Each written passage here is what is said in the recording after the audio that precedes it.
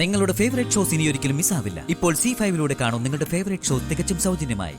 ശേഖരമേനോന്റെ വേഷം കെട്ടൽ ഇവിടെ കഴിഞ്ഞു.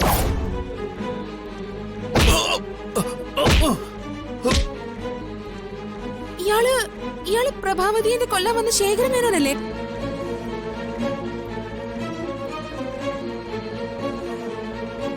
ഇയാളാണോ വേഷം മാറി ഇവിടെ താമസിക്കുന്നേ?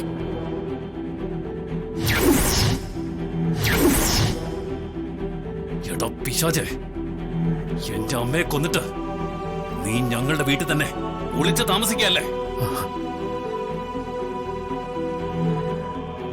നിന്നെ ഞാനേ ഇവിടെ വെച്ച് തന്നെ തീർക്കും.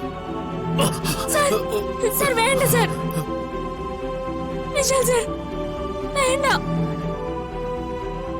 സർ, വേണ്ട. എടാ വേണ്ട, നിനക്ക് എന്റെ അമ്മയെ കൊന്നത് പോരാ, ഇപ്പോ ഈ നിൽക്കുന്ന അമ്മയെ കൂടി കൊല്ലണോ അല്ലേ? അയ്യോ, ഞാനല്ല.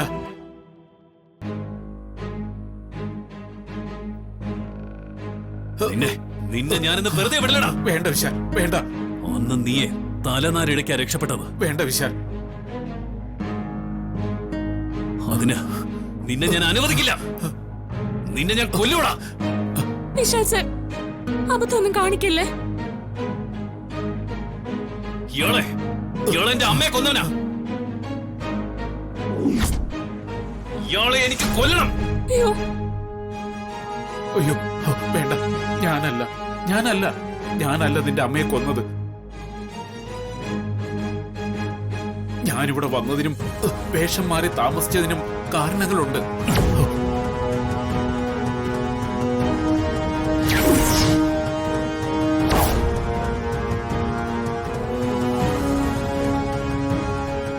നിങ്ങൾ എന്നെ വിശ്വസിക്കണം. ഈ കുടുംബത്തെ നശിപ്പിക്കാനല്ല ഞാനിവിടെ താമസിച്ചത്.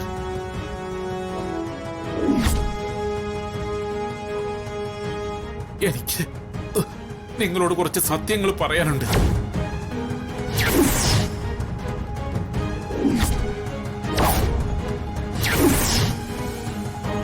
എന്നെ ഒന്നും ചെയ്യരുത്.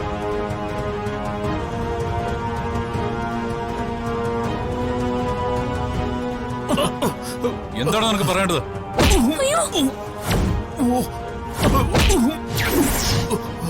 എന്താണ് നിനക്ക് പറയേണ്ടത്?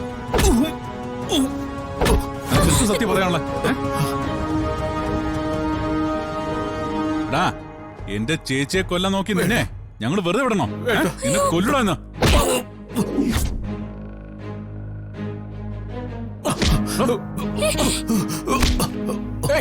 നിക്കവിടെ. വിശാൽ, വിപിൻ, ഞാൻ പറയുന്നത് കേൾക്ക്.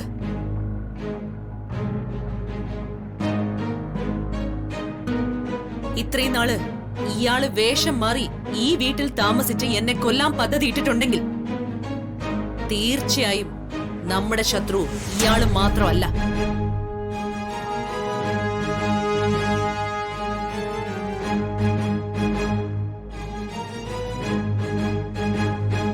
ഇയാളുടെ പിന്നിൽ മറ്റാരെങ്കിലും കൂടി ഉണ്ടാവും.